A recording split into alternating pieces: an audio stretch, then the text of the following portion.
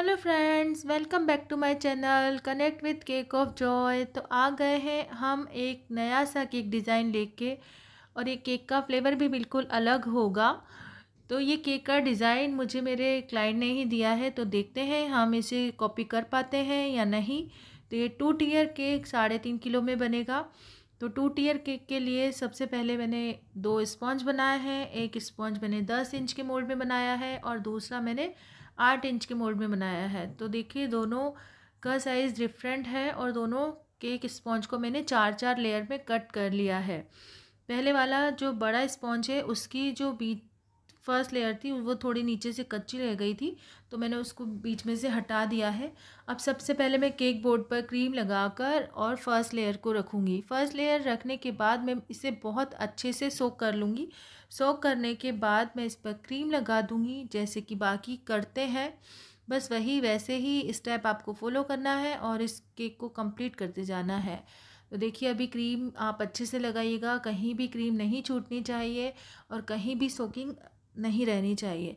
तो अच्छे से आप पूरे केक को सोक कीजिएगा, बिकॉज़ ये बड़ा केक है तो कई बार ऐसा होता है कि कई जगह सोकिंग रह जाती है और कई जगह क्रीम रह जाती है। तो आप सोकिंग और क्रीमिंग दोनों अच्छे से कीजिए। आपको जितना क्रीम लगाना है, ज़्यादा या कम, आप अपने अकॉर्डिंग लगा दीजिए। तो देखिए मैं इसमें क्या क्या डालती हूँ ये आप मुझे बताइएगा। बीच बीच में मैं आपसे ये क्वेश्चन करती रहूँगी। तो इसमें क्या क्या डला है ये आप मुझे कमेंट बॉक्स में लिख कर बताइएगा, क्योंकि ये जो मैं केक बना रही हूँ इसका फ्लेवर बिल्कुल अलग होने वाला है। इसमें मैंने एसेंस भी डाला है थोड़ा सा। ये एसेंस कौन सा होगा और आपको क्या आइडिया लग रहा है इस केक को देखकर, ये मुझे कमेंट बॉक्स में ज़रूर बताइएगा। इसका डिज़ाइन बिल्कुल अलग होने वाला है, तो आप थोड़ा सा ध्यान रखिएगा कि आगे वीडियो में पूरे बने रहिए, तो आपको पता चलेगा कि इसका डिज़ाइन क्या होगा। जो कस्टमर ने दिया है वो डिज़ाइन आपको ज़्यादा पसंद आया है या जो मैंने बनाया है वो डिज़ाइन आपको ज़्यादा अच्छा लगेगा। तो बस इसी तरह से आपको सारी लेयर्स को कंप्लीट करते जाना है। और इस केक में क्या क्या डल रहा है वो मुझे कमेंट बॉक्स में ज़रूर करके बताइएगा। ये 3.5 किलो का जो केक है, ऐसे ऑर्डर मुझे पहले भी आते हैं, लेकिन ये बहुत टाइम बाद मुझे ऐसा ऑर्डर आया है। कम से कम 3 मंथ्स बाद मुझे 3.5 kg केक का ऑर्डर आया है। तो देखिए फर्स्ट केक को मैंने कंप्लीट कर लिया है। सेकंड केक भी जो छोटा वाला उसके ऊपर रखना है हमें केक, हम उसको भी बोर्ड पर ही तैयार करेंगे ताकि हमें शिफ्ट करने में आसानी रहे। तो पहले वाला जो केक मैंने रेडी किया है उस केक को मैंने सेट होने के लिए फ्रिज में रख दिया है, क्योंकि 2 टियर केक में दोनों केक का फ्रिज में सेट होना बहुत ही ज़रूरी है। तो जब भी आप दोनों केक बनाएं 2 टियर केक में, पहले आप उनको फ्रिज में ज़रूर 1 घंटे के लिए सेट कर लें, ठंडा कर लें, ताकि जब हम एक दूसरे के ऊपर वो केक रखें तो वो दबे नहीं। क्योंकि नीचे वाला केक अक्सर सेट नहीं होने की वजह से साइड में से खिसकने लगता है और दबने लगता है। तो आप ये बिल्कुल ध्यान रखें कि आपको दोनों ही केक को अच्छे से बनाकर ठंडा कर लेना है, देन उसके बाद ही एक दूसरे के ऊपर उसको शिफ्ट करना है। तो देखिए सेकंड केक भी बस वैसे ही जैसे फर्स्ट केक मैंने तैयार किया है वैसे ही आपको बिल्कुल तैयार कर लेना है और क्रम कोट करके रख देना है। देखिए जो मैंने इसमें फिलिंग डाली थी वो मेरी कम पड़ गई थी, तो मैं प्लेट भरकर और लाई हूँ इसके लिए, क्योंकि हर बाइट में एक अलग फ्लेवर आपको आना चाहिए और हर बाइट में आपको हेवनली फील होना चाहिए कि आप कुछ ऐसा खा रहे हो जो आपने पहले नहीं खाया। बस इतना अच्छा वो केक लगना चाहिए। तो आप भी ट्राई करें अपने कस्टमर को खुश करने के लिए कि आपका कस्टमर आपका जैसे ही फर्स्ट बाइट केक का ले उससे बहुत ही अच्छा लगे और आपके पास वो दूसरा ऑर्डर लेकर ज़रूर आए। तो देखिए अभी जो पहला केक था मेरा, जो 10 इंच के मोल्ड में मैंने बनाया था, वो ठंडा हो चुका है। अब उसको मैं लाऊंगी और फिनिशिंग दूंगी।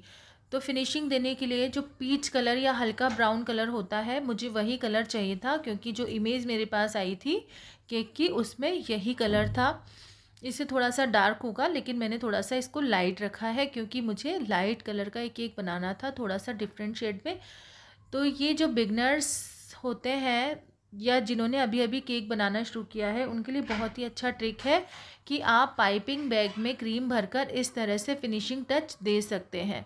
तो इस तरह से आप पूरे केक पर क्रीम को स्प्रेड कर दें, फिर उसके बाद पैलेट नाइफ से आप फिनिशिंग दें और उसके बाद स्क्रैपर लेके आप अच्छे से फिनिशिंग दे सकते हैं। तो जब आप क्रम कोट करते हैं उसमें इतनी फिनिशिंग की नीड नहीं होती, लेकिन जब आप फाइनल कोट करते हैं तो उसमें आप अच्छे से फिनिशिंग दें। देखिए अब मैंने स्क्रैपर लिया है, स्क्रैपर से मैं इसको अच्छे से फिनिशिंग टच दे दूँगी और फिनिशिंग टच देने के बाद मैं दूसरा जो केक है उसको फिनिशिंग टच दूंगी। तो आप भी दोनों केक को अच्छे से ठंडे होने के बाद जब फिनिशिंग टच देंगे तो फिनिशिंग बहुत ही अच्छी आती है, उसके अकॉर्डिंग कि हम लोग हाथों हाथ जो फिनिशिंग देते हैं।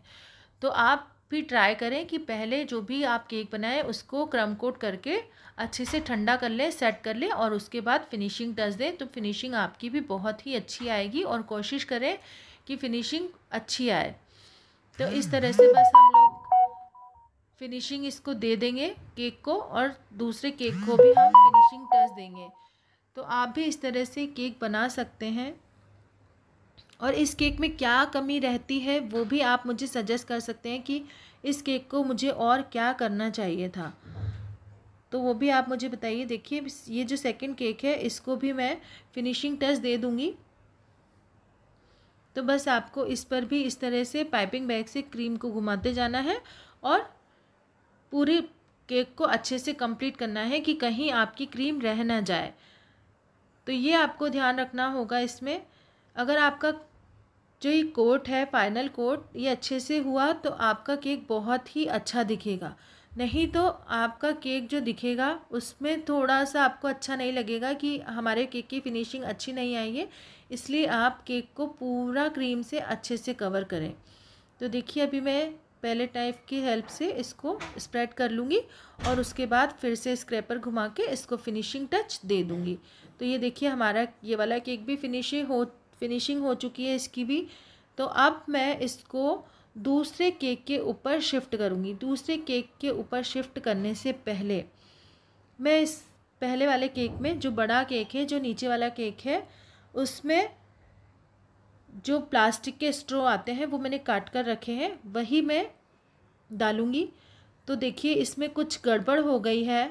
जो मेरे 3 स्ट्रॉ कटे हैं वो तो एक जैसे कटे हैं, बट एक स्ट्रॉ मेरा थोड़ा सा बड़ा कट गया है। तो बड़ा कट लगने की वजह से वो स्ट्रॉ बाहर आ रहा है और बाहर आने की वजह से जब मैं ये केक शिफ्ट कर रही थी तो वो केक थोड़ा सा उस पर तिरछा हो गया। देखिए अब केक को आप आराम से उठाइए धीरे से और इस तरह से उसके ऊपर रख दीजिए। आप रखने से पहले चारों तरफ से चेक कीजिए कि वो सेंटर में है या नहीं, क्योंकि मेरा थोड़ा सा साइड में हो गया था।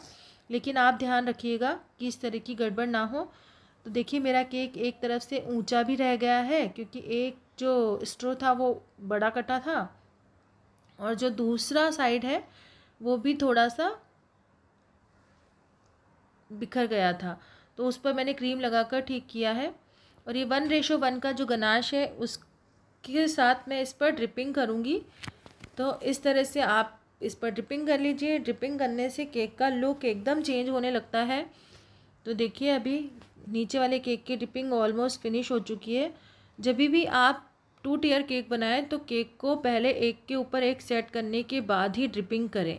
कई लोग पहले भी कर लेते हैं तो वो ड्रिपिंग ख़राब होने के चांसेस बढ़ जाते हैं। अगर आप बाद में इसको करेंगे सेट ड्रिपिंग को तो वो फाइनल लुक देगी और बहुत ही अच्छा लुक उसका आएगा।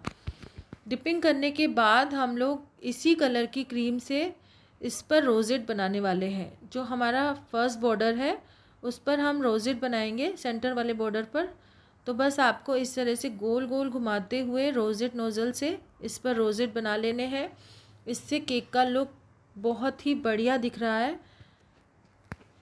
जो केक का रेफरेंस मुझे आया था, जो इमेज मुझे दी थी, उस पर रोजेट नहीं बने हुए थे, उस पर कुछ अलग तरह का फ्लावर था। मैं आपको वो इमेज भी दिखाऊंगी।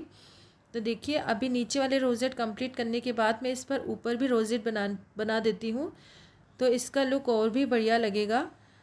फिर जब ऊपर वाला ये रोजेट कंप्लीट हुआ तब मुझे इसका लुक थोड़ा अधूरा सा लग रहा था। तो अधूरा लग रहा था तो ये एक एंगेजमेंट केक था, तो इसी के साथ में मैंने इस पर नीचे बॉर्डर बनाया इसी वाली नोज़ल से। और एंगेजमेंट केक होने की वजह से मैंने इसके लिए एक ओरियो बिस्किट लेकर इस पर एक बॉक्स बनाया था गोल, वो मैं इस पर अभी लगाने वाली हूँ। तो अगर आपको उसका ट्यूटोरियल देखना है तो प्लीज़ मुझे कमेंट करिएगा कि वो बॉक्स मैंने कैसे बनाया है, वो डिबिया मैंने कैसे बनाई है रेड वाली, वो बहुत ही खूबसूरत लग रही थी जब मैंने इस पर रखा तो। और उसके साथ फिर मुझे कुछ कम लग रहा था, तो उस रेड वाले बॉक्स में मैंने 2 रिंग्स भी बनाकर डाली, वो भी मैंने फॉन्डेंट से बनाई थी।